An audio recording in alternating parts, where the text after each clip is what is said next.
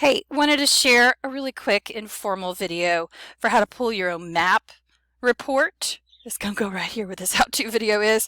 I did a download and share, but they're static and those will be in your SharePoint. So if you want to get something very current and up to date, this is how I did it. This is how you can do it. Gonna go to my NWEA site. I'm gonna go to Map Growth Reports and let it think for a second. The one that I like is a new one kind of, but it is able to be manipulated. So this class profile beta, I'm going to make sure that all of my filters and titles are correct. If you don't see any data, it could be because you might have fall chosen here, so just double check that if it looks weird. Let's pretend to be Miss Carpenter. I was already using some of her data.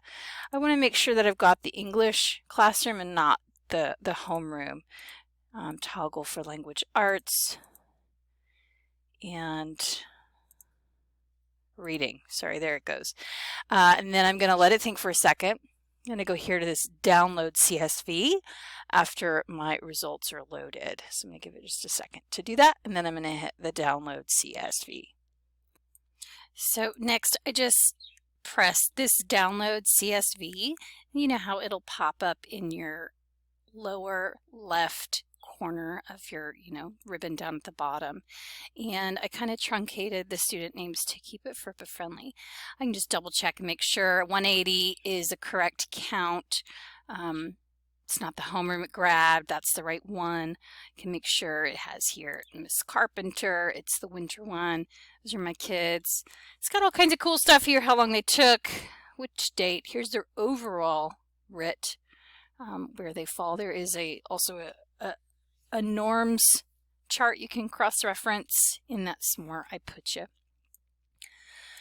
Their overall Lexile. So here's where we're going to decide based on that SMORE. You guys, we had a conversation today about how do you want to break them up into your groups. We want to make sure that we are connecting it to what they're doing in the OMS and what we're doing in live lessons. So the three reporting categories that we have to choose from in MAP is author's purpose and craft. We've got the foundational language skills vocabulary and multiple genres. And we've had conversations about how generally multiple genres and author's purpose and craft are the two hardest ones, the most in-depth ones, and have kind of those more complicated tweaks. So I think a lot of us decided to start with multiple genres or author's purpose. So whichever one you decided, you're going to find that strand or that reporting category, and then you can filter or sort from smallest to largest. So that's what I did there, smallest to largest, and that's going to line up all of my students.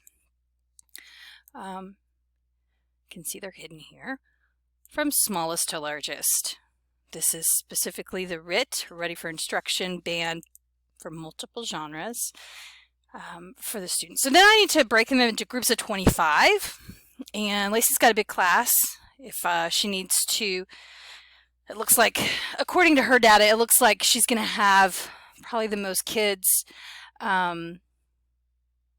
in a kind of middle crew, which is kind of an exciting crew to try and get up their growth.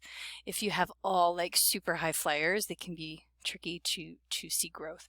Either way, whatever you decide, you don't just want to count to 25 and then leave one kid who's a 236 in the high flyers group and another kid who's got a 236 in a lower group, unless you have other data over here that helps support that. So you take a look and decide which group your 25 kids should be in.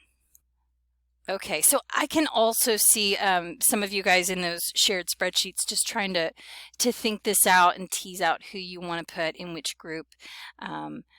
Looking at these scores is a good place to start, but you know, you have lots of other reasons, and you know the kids and data to support that. Other things that we want to remember, that we need to give total across our grade band 20 kids to our interventionist for on-time intervention. They're already doing tier 2, so you should take those kids out, the tier 2 and the SPED resource kids.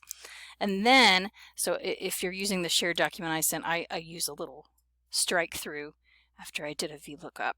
So besides those, and then see, all right, so then maybe I want to give my lowest 2. Those 2 are pretty low. Got some concerning Lexile here.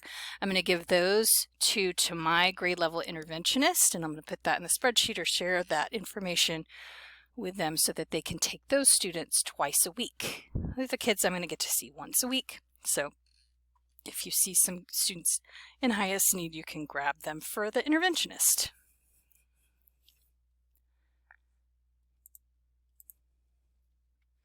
I guess that's all. Just spending a little time trying to figure out who and how you want to break your groups into 25. If there is a need, and certainly it looks like Lacey's going to have a need for at least one group to be more than 25, if that happens and there is a need or a reason, be sure that you don't mark them targeted. If it is a group of 25 students to one teacher, then it is a small group and mark it targeted. If it is a group that needs to be larger than 25, you can have a small group, but do not mark it as targeted. The other info about your attendance requirements, there's our shared spreadsheet links in your grade level SMORE there. All this info is there for you to continue, you know, manipulating this data and try to figure out who needs to go where, take some notes on it, think about it, and then we can do all this again after we get new tier 2 students or potentially tier 3 students in our RTI committee meetings. As our units change, we discussed that we could redraw this as well. So it's really, really handy for you to be comfortable manipulating and playing around in your profile data. So that was just the really quick how I take a look, filter, and start to mess around with the class profile beta. Download the CSV. And if you're starting to feel comfortable with that, start looking at some other data reports. We're going to also be using this learning continuum probably more often in our PLC to try and make sure that our instruction is meeting students where they are. So I encourage you to give it a look, give it a try. You can't break anything, and come visit me if you need any more help or a special VLOOKUP for something to ease your data digging. Thanks, y'all. Have a good night.